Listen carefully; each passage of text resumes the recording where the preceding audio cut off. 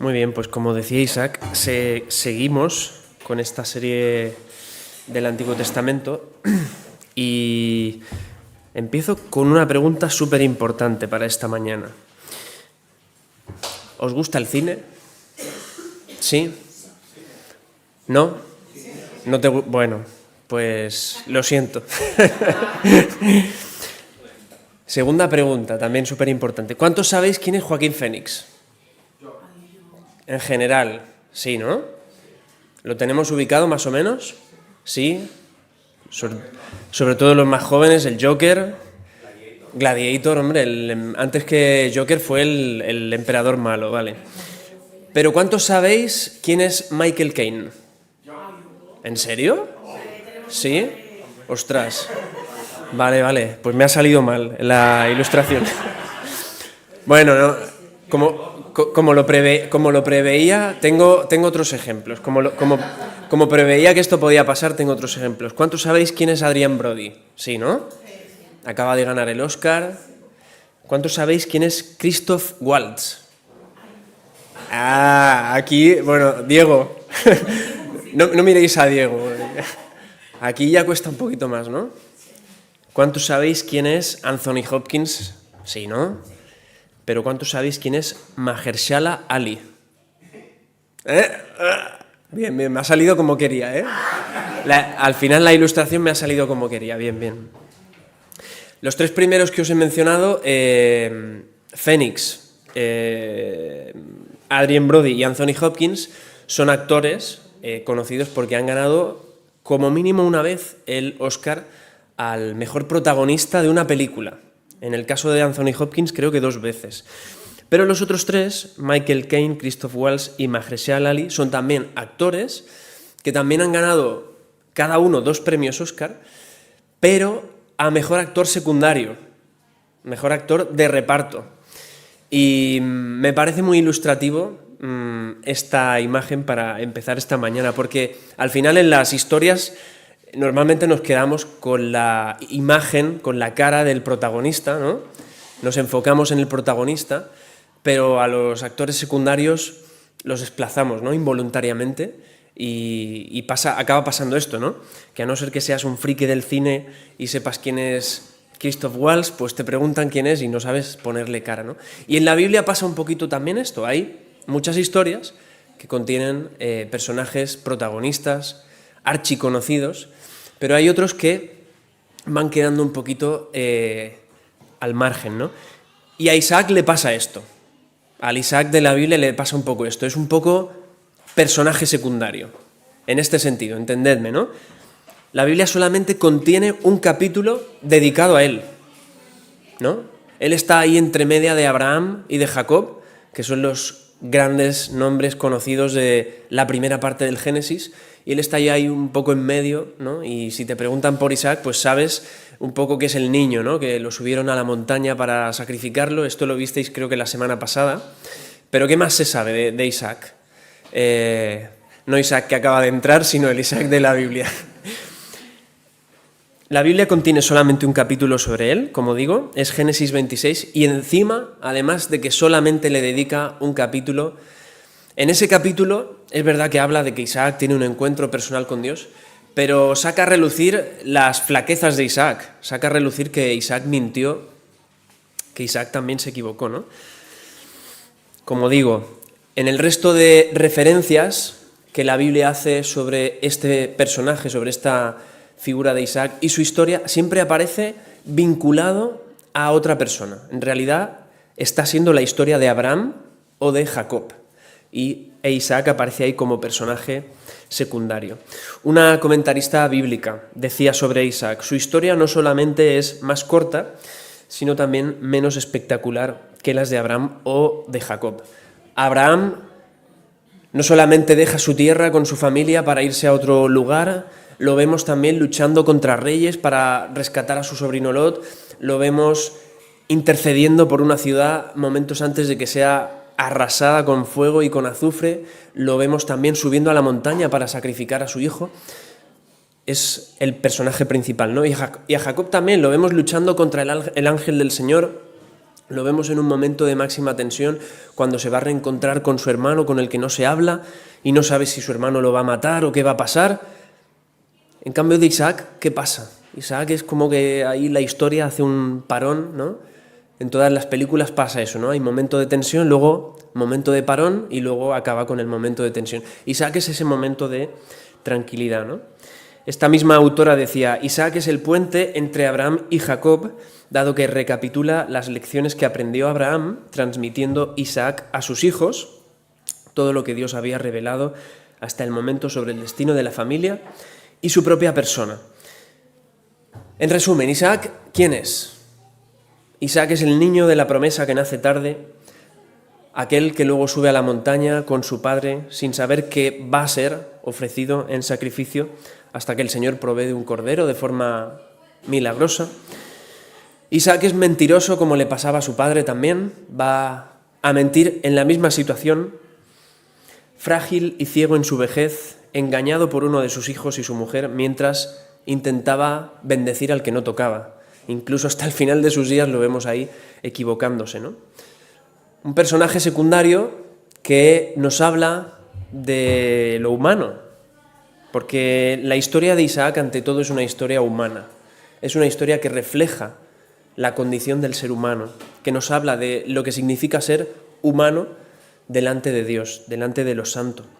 Pero esta historia no está en la Biblia para inquietarnos, simplemente, para dejarnos ahí confundidos o con una mala sensación, sino que está para enfocarnos en Dios. Historias como la de Isaac, como os acabo de decir, con ese currículum, nos enfocan en el Señor, nos enfocan en la necesidad que tenemos de Dios en nuestra vida, en la necesidad que tenemos de Él como sociedad a lo largo de nuestra historia y en la necesidad que tenemos de depender de Dios. Porque precisamente ahí, en nuestra condición más esencial, en nuestra condición más humana, más vulnerable, más frágil, más desagradable, es donde Dios viene a nuestro encuentro. Es donde Dios nos encuentra para que comprendamos hasta qué punto dependemos de Él. De manera que podemos ver la providencia de Dios en historias como esta. ¿Y qué es esto de la providencia? ¿Qué es la providencia de Dios? Pues es la forma en la que Dios realiza su voluntad, incluso en medio de situaciones y a pesar de personas que no siempre van a reflejar el carácter de Dios, que no siempre van a reflejar lo que a Dios le gusta, como pasa con Isaac y con algunas de las situaciones que él vive. Y esta también es la idea central de la predicación en esta mañana y también de la historia de Isaac, que como humanidad, como seres humanos, como conjunto de personas, nuestra historia es la historia que tiene un protagonista, y ese protagonista es Dios. Dios proveyendo su salvación, utilizando circunstancias y utilizando también a personas que no siempre vamos a reflejar lo que Dios quiere, cuál es el carácter de Dios, pero cómo a pesar de todo eso, Dios va a traer su salvación. Dios va a conseguir llevar a cabo su propósito. ¿Qué le dice Dios a Moisés cuando se encuentra con él? Lo primero que le dice, ¿yo soy quién? Yo soy el Dios de Abraham, de Isaac y de Jacob. Y esto lo vamos a ver. Dios es el Dios de las generaciones. Dios es el Dios que a lo largo de toda esta historia de la salvación, a lo largo de todas esas generaciones de humanos que se equivocan, que tienen hijos que se equivocan, que tienen nietos que se equivocan, Dios va a traer así su salvación. Dios nos va a encontrar así. Pero lo primero que vamos a ver en esta mañana es al Isaac más humano. Y por humano aquí me refiero al Isaac más simple, más sencillote, más básico, ¿vale? Los humanos somos difíciles, ¿no? ¿Sí? ¿Estáis de acuerdo? Las personas somos complejas, ¿no? Como se dice, cada uno es hijo de su padre y de su madre, ¿no? Tiene sus cositas. Y la Biblia es honesta. Dios no pretende presentarnos a todas estas figuras de antaño como si fuesen superhéroes, sino que la Biblia es honesta y recoge todas esas historias con sus momentos, pues como decía, más miserables, más desagradables, más débiles, momentos de debilidad y de flaqueza. Pero esto no es para quedarnos ahí instalados en la inquietud, sino para que podamos reconocer cómo somos en realidad, en nuestra esencia, ¿no? Y partiendo de esa base poder reconocer hasta qué punto necesitamos a Dios. Mirad, el mismo niño que cuando llega al monte Moria le pregunta a su padre: «He aquí el fuego y la leña, mas ¿dónde está el cordero para el holocausto?». Repito, esto lo vimos la semana pasada, ¿no?, con Luis, sin saber que hasta ese momento iba a ser él mismo el holocausto, ¿no? Es también el hombre adulto que luego en Gerar va a repetir el mismo pecado que cometió su padre. Cuando le preguntan sobre su mujer, va a mentir, va a ser cobarde, va a mentir y de una forma horrible, ¿no? Va a decir que su mujer no es su mujer, y esto lo va a hacer por miedo, por cobardía, porque quiere conservar su vida. Su mujer es muy guapa, es muy bella, piensa, humanamente hablando, piensa, esta gente me va a pasar por el cuchillo para quedarse con ella, pues voy a decir que no es mi mujer. Qué actitud tan desagradable, ¿verdad? Pues es el mismo hombre que repite otra vez el pecado de su padre, en otra escena de cobardía, de mentira, de falta de confianza de Dios. Lo más humano, la esencia de lo humano. Estamos viendo aquí lo que somos en esencia todos. Y es curioso ver ahí en ese capítulo 26 cómo acaba siendo el pueblo que no conoce a Dios el que parece que tiene una mayor sensibilidad del pecado que no aquel a quien Dios ha llamado, ¿no? Es curioso eso. Este también es el niño que nace de la promesa en la vejez de sus padres, al que su padre le deja todo. Mirad lo que dice Génesis 25:5. Abraham dio todo cuanto tenía a Isaac. Isaac nace y es rico, ¿vale? Es como uno de los hijos de los magnates de nuestro tiempo. Nace y ya lo tiene todo. Tiene la torre en Wall Street, el bloque de pisos en el Paralel o en la Diagonal, tiene el Mercedes, el Audi de su padre, el yate aparcado ahí en el puerto, lo tiene todo. Pero luego también vemos que es ese hombre deprimido, es ese hombre dolido, es ese hombre que vaga por el campo desconsolado por la muerte de su madre. Mirad lo que dice Génesis 24:63. Había salido Isaac a meditar al campo. Y luego 24:67, cuando ya se casa con Rebeca o cuando ya encuentran a mujer para él. Dice: y trajo Isaac a Rebeca a la tienda de su madre Sara y la tomó por mujer y la amó y se consoló después de la muerte de su madre Sara. Es ese hombre afectado por la muerte de su madre y no hay ningún reproche ante esto. No hay ningún reproche por la afectación ante la muerte. A lo que me refiero es que vemos a ese personaje, a ese héroe de la fe, afectado por una de las cosas más básicas que nos afectan como humanos, como es la pérdida de aquellos a los que amamos, la muerte, ¿verdad? Pues todas estas circunstancias, mentira, falta de confianza, dolor por la muerte, son las circunstancias en las que Dios nos encuentra, en las que Dios viene a nosotros y nos encuentra para darnos su salvación. Como digo, circunstancias de duelo por la muerte, circunstancias que nos generan pánico, situaciones ante las que tantas veces nos vemos una y otra vez fallando, a pesar de que en nuestra mente habíamos previsto hacer todo lo contrario, ¿no? ¿Cuántas veces decimos, si cambiase de trabajo, si viviera en este sitio, si mi situación fuese diferente, sería mejor? Pero en realidad no. Luego hay cambios en nuestra vida y no va mejor. ¿Por qué? Porque los seres humanos no nos reducimos a las situaciones que vivimos. Los seres humanos, ante todo, somos humanos. Necesitamos un cambio externo, que no son simplemente cambiar nuestras situaciones para que realmente vayamos a mejor. Y ese cambio externo solamente lo trae Dios. Esa transformación solamente la puede obrar Dios. El Señor sale a nuestro encuentro y lo hace en medio de todas esas situaciones, tal y como nos encontramos, con nuestro dolor, con nuestras enfermedades, con nuestras preocupaciones más humanas, con nuestras necesidades. Y es ahí donde nos ofrece su salvación. Es ahí donde nos va a ofrecer su salvación y la posibilidad de vivir una vida de fe y de confianza en su provisión. En el caso de Isaac fue en una ciudad en medio de personas que no conocían a Dios, en medio de personas que tenían una moralidad un poco extraña, ¿no? Un escenario en el que se podía realmente matar a un hombre para tomar a su mujer. Una situación completamente diferente a la nuestra, a los derechos humanos hoy en día, ¿no? En Génesis 26 vemos la prueba de que Dios no nos abandona en nuestras situaciones. Mirad, después de mentir sobre su relación con Rebeca, ¿no? Después de decir que no es su mujer, sino que es su hermana, Isaac abandona esa ciudad. Y lo hace mal, ¿eh? Lo hace enfrentado con los locales. Había ido adquiriendo poder, había ido enriqueciéndose, hasta que llega un punto que los locales dicen: uy, este hombre está cogiendo mucho poder, nos va a causar problemas. Isaac marcha de allí. Y lo hace mal, lo hace en conflicto. Así que lo vemos también viviendo una situación de conflicto. ¿Y qué hace? Pues se va al valle.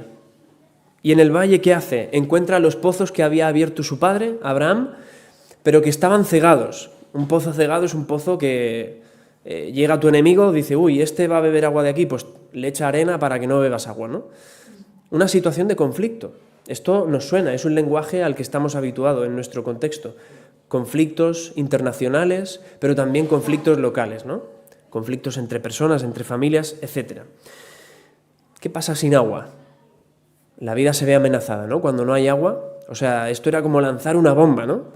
Te corto el agua y me aseguro de que te mueras. Así que la cosa no era pequeña, era un conflicto en toda regla. Pero allí en el valle, Isaac no solamente va a experimentar la provisión de Dios, sino también su presencia. ¿Cómo va a experimentar la provisión de Dios? No solamente consigue reabrir los pozos que había abierto su padre, sino que encima encuentra nuevas fuentes de agua.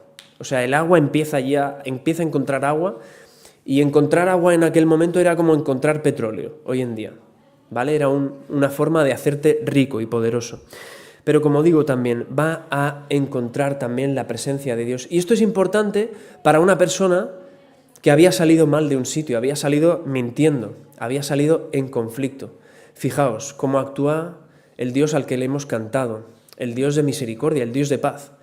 Encuentra a Isaac en su situación de conflicto, de mentira, y le revela su presencia. Versículo 24 del capítulo 26.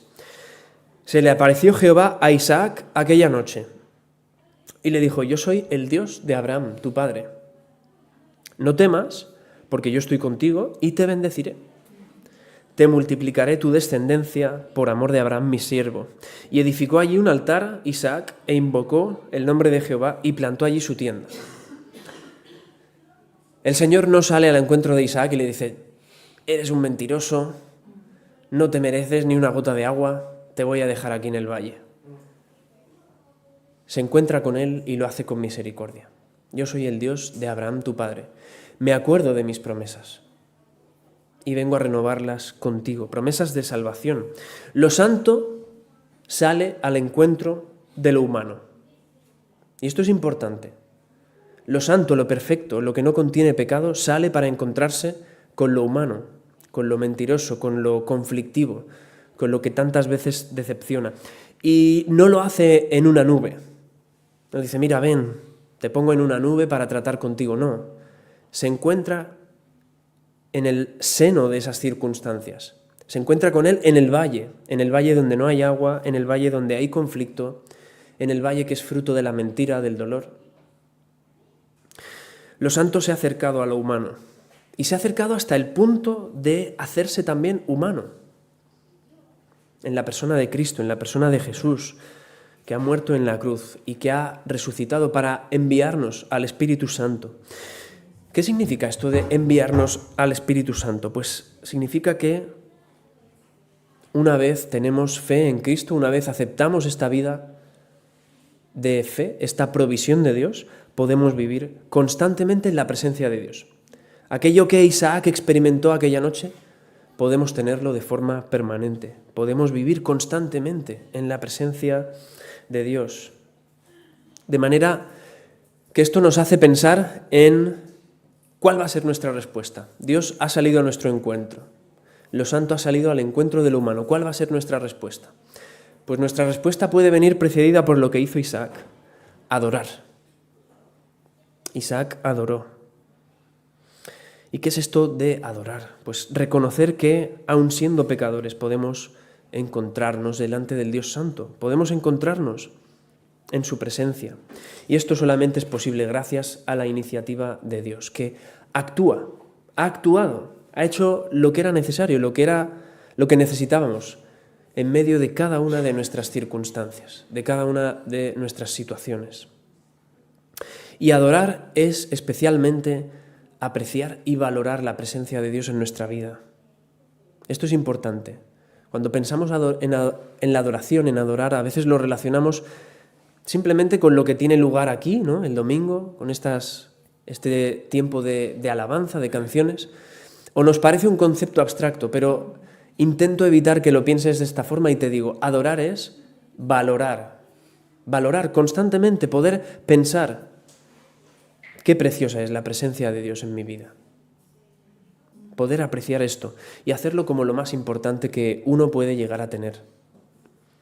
De manera que podemos confiar en cada una de nuestras circunstancias dolorosas. Podemos confiar en que hay un Dios que ha prometido, que se ha comprometido con nosotros para traernos salvación, que se ha comprometido con nosotros para que podamos estar en su presencia. Así que la primera aplicación que nos deja la historia de Isaac es difícil porque el único texto es el capítulo 26, pero Isaac aparece en muchos otros capítulos. Pero la primera aplicación que podemos sacar de su historia, de su vida, es esta, es confiar primero en el Dios que se ha acercado a nosotros para decirnos: no temas, yo estoy contigo, traigo mi salvación para ti, y poder adorarle. Y adorarle no es algo abstracto, es vivir considerando qué precioso es estar en la presencia de Dios. Esto requiere un cambio en nuestra forma de pensar, en nuestra forma de enfocar la vida. Así que vemos que a pesar de que tenemos ahí a un personaje muy humano, como cualquiera de nosotros, pero Dios sale a su encuentro. Y esto nos hace pensar en la segunda idea fundamental también para esta mañana, el segundo punto, que es el Isaac del pacto. Hemos visto al Isaac más humano, mintiendo ahí sobre su mujer. Cuidado con hacer eso. Eso sería un debate interesante en casa, ¿no? Si estuviera en peligro, ¿qué haría? ¿Diría que eres mi mujer, que no? ¿O mi marido, que no? Y ahora vamos a ver al Isaac del pacto, ¿no? Porque a pesar de la necesidad de recordar constantemente nuestra debilidad, nuestra flaqueza, en medio de la cual Dios puede obrar su salvación, este reconocimiento no debe hacernos menospreciar los medios, ni las formas, ni tampoco las personas que Dios utiliza para realizar su salvación.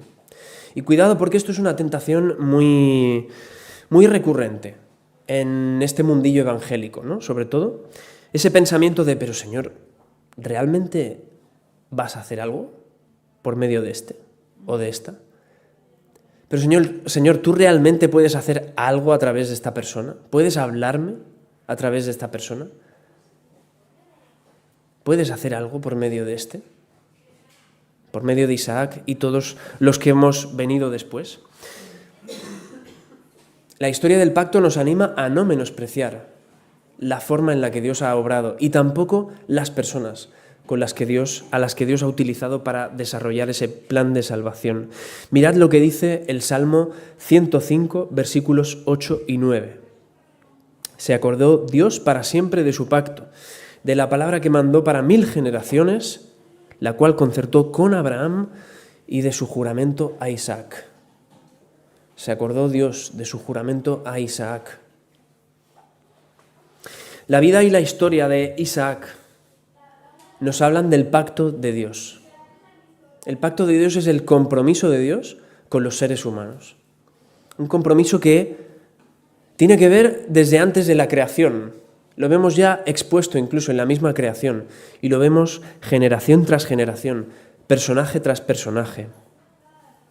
El pacto de Dios nos habla de la salvación, aquello que Dios ha querido ofrecernos de forma gratuita.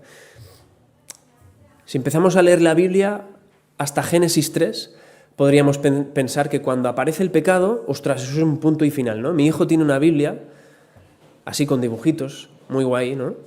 Y cuando se llega a la parte que equivale a Génesis 3, pone fin, con un interrogante, ¿no? ¿Es el fin?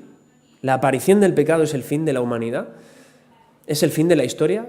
Cerramos persiana y mira, Dios ahí dice, mira, las cosas no han salido como quería, me planto aquí. No. Después de Génesis 3, y esto es algo que dije la última vez que estuve predicando aquí, precisamente sobre la historia de Caín y Abel. Después de Génesis 3 viene Génesis 4, y lo que hace el pecado es tan desagradable como ver a un hermano matando al otro, las consecuencias del pecado. Pero en Génesis 4 también vemos a Dios comprometido con su creación, a Dios comprometido con los seres humanos, hasta el punto de traer salvación en unas circunstancias tan desagradables.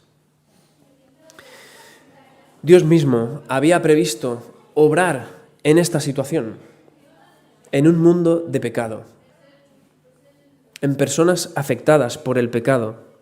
Así que a Dios no le sorprende Génesis 3, no le coge por sorpresa, no dice, uy, ¿qué voy a hacer ahora? Sino que Él mismo va a mostrar, va a manifestar su poder en medio de estas situaciones. Y lo va a hacer siendo fiel. Lo va a hacer siendo fiel, siendo misericordioso, actuando con toda fidelidad. Y el pacto es una evidencia de esto. El pacto, el compromiso, es una evidencia de cómo Dios sigue renovando constantemente su promesa con su creación, con su pueblo, vez tras vez. Generación tras generación, civilización tras civilización, milenio tras milenio. Mirad lo que dice Pablo, echando mano de ese concepto de compromiso de Dios. Y hay mucha diferencia de tiempo entre la historia de Isaac y Pablo, miles de años. Pablo en Romanos dice, porque no todos los que descienden de Israel son israelitas, ni por ser descendientes de Abraham son todos hijos, sino que en Isaac te será llamada descendencia. Esto es, no los que son hijos según la carne, son los hijos de Dios, sino los que son hijos según la promesa, solo esos son contados como descendientes. ¿Descendientes para qué? Para salvación. Esto es súper importante, porque en Isaac vemos el compromiso de Dios con traer salvación a ese mundo. Y ese compromiso no tiene que ver con sangre, no tiene que ver con carne. En ese sentido es que habla Pablo de esa descendencia. No tiene que ver con una salvación que tú adquieres como si te compraras un piso y luego se lo pasaras a tu hijo en herencia. No. Ese compromiso tiene que ver con lo que decía, con Dios transformando corazones, Dios obrando por encima de las circunstancias y atrayendo hacia sí a personas. Esto no tiene que ver con la sangre o con un apellido, sino con la misma obra de Dios. En eso vemos el pacto y el compromiso de Dios a lo largo de las generaciones. Mirad, el niño que iba a ser ofrecido en sacrificio en la montaña hasta que aparece el cordero enredado en la zarza, nos enfoca una vez más en Jesús. Como digo una vez más, esto lo vimos la semana pasada, ¿no? Isaac nos enfoca en Jesús, ¿por qué? Porque era el hijo que iba a ser entregado en sacrificio, ¿no? Esto nos recuerda a Cristo, pero no solamente por esto. Nos recuerda a Jesús, nos enfoca en Jesús, en ese elemento de cómo Dios se compromete con su creación. Mirad, en el Evangelio de Mateo aparece Jesús. Y Jesús habla de Isaac. Y no lo hace para recordar que había mentido, ¿eh? Jesús también ahí pasa la página. Aparece Jesús hablando de Isaac como un eslabón fundamental en la cadena de la salvación y en el desarrollo de ese pacto. Pero ¿qué pasa en el Evangelio? En el Evangelio, al contrario de lo que ocurre en Génesis 22, que es cuando Abraham sube con Isaac al monte para ofrecerlo en sacrificio, en el Evangelio el cordero no aparece enredado en una zarza. ¿Cómo aparece el cordero en el Evangelio? Aparece clavado en la cruz, expuesto en la cruz, desnudo delante de todos sus enemigos. Como Dios encarnado, Jesús también nace y es niño. También es bebé, también es completamente dependiente. Como joven adulto, crece, conoce a su comunidad y trabaja en su comunidad. La gente le conoce. Este es el hijo de María y de José. Como adulto, como hombre, también enseña y sirve. Y sirve hasta ir a la cruz, hasta ocupar nuestro lugar en el banquillo de los acusados. Pero ya no como un sacrificio temporal, como pasa con el cordero de Isaac y de Abraham, sino como un sacrificio definitivo, sino como la sangre misma de Dios derramada para limpiar nuestro pecado, para declararnos justos delante de Dios. Ahí vemos hacia aquello a lo que apuntaba ese pacto con Isaac. Lo vemos materializado en el sacrificio de Jesús. Cuando el centurión se le acerca a Jesús, como decía en el Evangelio de Mateo, y le dice que sane a su criado, Jesús le dice, Mateo 8:11, vendrán muchos del oriente y del occidente, y se sentarán con Abraham e Isaac y Jacob en el reino de los cielos, ¿no? Y aquí estamos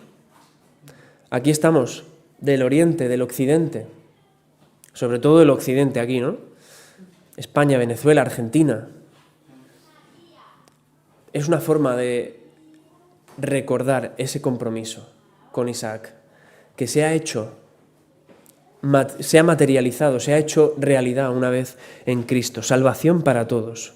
Así que no podemos despreciar, no debemos despreciar nada de lo que Dios ha hecho para llevar a cabo su salvación hasta este momento. Nada, ninguno de los pasos, ninguna de las personas que ha utilizado, aunque hayan sido mentirosos, aunque seamos a veces tan humanos, no podemos despreciar esto. Hubo quienes incluso despreciaron al mismo Jesús, quienes dijeron, este no puede ser el Mesías. El Mesías no puede morir en una cruz, no puede nacer en un pesebre, pobre. El Mesías tiene que venir como un rey, como un magnate de nuestro tiempo, como alguien rico, alguien que lo tiene todo. Pero se equivocaban, el Mesías ha venido. El compromiso, el pacto de salvación que Dios prometió, ya se ha cumplido. Estamos a la espera de que finalice el tiempo que el Señor está dando por gracia. Así que no despreciemos la forma en la que Dios ha provisto su salvación. No despreciemos no solamente a ese Mesías clavado en la cruz y expuesto delante de todos, no despreciemos ninguno de los pasos con los que Dios ha traído su salvación a lo largo de la historia de la humanidad. Conclusión. ¿Tiene sentido que nos comparemos con Isaac?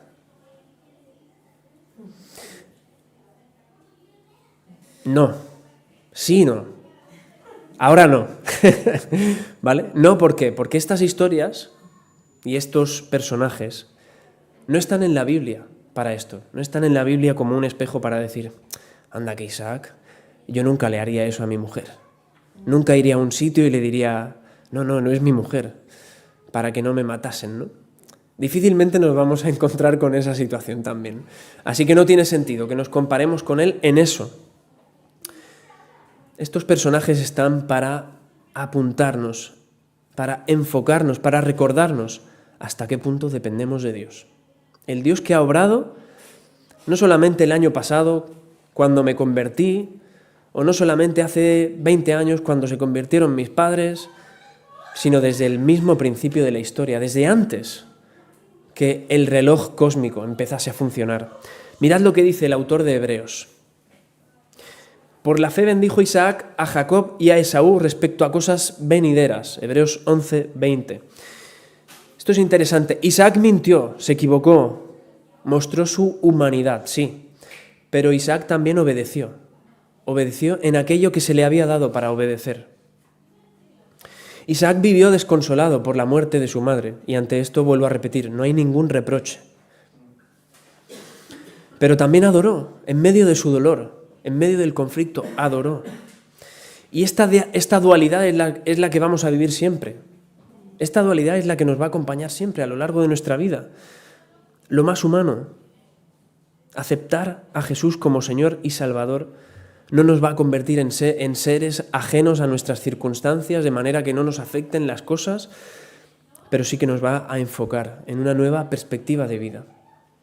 Una nueva forma de ver la vida, de vivirla, de afrontarla. Y es confiando en ese Dios que ha obrado su salvación.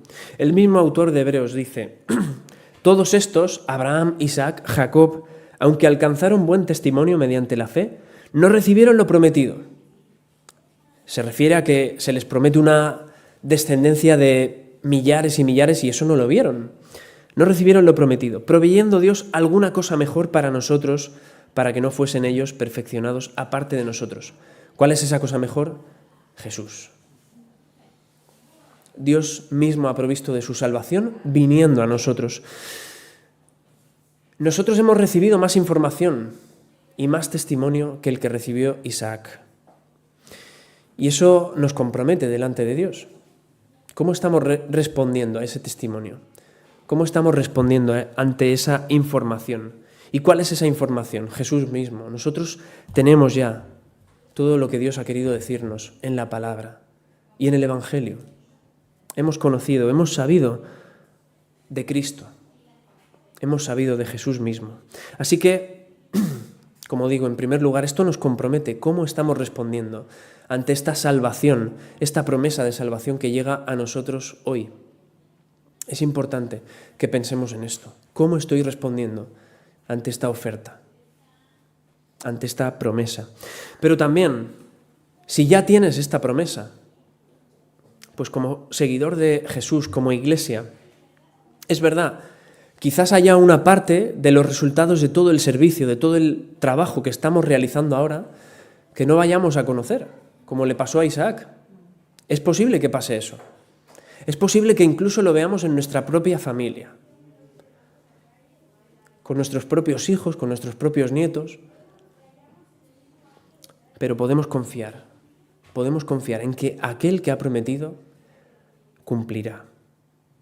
Podemos confiar que recibiremos lo prometido, y lo prometido es esa salvación que no es fruto de algo espontáneo, sino que es el deseo, la voluntad de Dios, que ha obrado para que esto sea real a lo largo de la historia de la humanidad, incluso desde antes de la creación, desde antes de que el tiempo empezase a correr. Y esa salvación un día pasó por Isaac. Pasó por ese compromiso con Isaac. Así que esto nos habla de un Dios grande, de el Dios, el único Dios santo y grande, que ha tenido la capacidad de actuar a lo largo de la historia en circunstancias tan difíciles, tan adversas, tan humanas, trayendo su salvación, y que tiene la capacidad de seguir haciéndolo hoy día. Tiene la capacidad de seguir atrayendo hacia sí a personas, tocando su corazón. Confiemos en ese Dios. Confiemos en ese Dios. Apreciemos su presencia en nuestra vida. Y esto nos exige una forma de pensar diferente. Y no dejemos tampoco de servirle, de trabajar, sabiendo que por encima de todas las circunstancias que vivamos, aunque a veces nos parezca que no merece la pena tanto sacrificio por el Evangelio, aunque a veces nos parezca que esto no da fruto, confiemos en que ese Señor sí que da fruto, sí que salva, sigue salvando hoy y lo seguirá haciendo. Que el Señor nos ayude.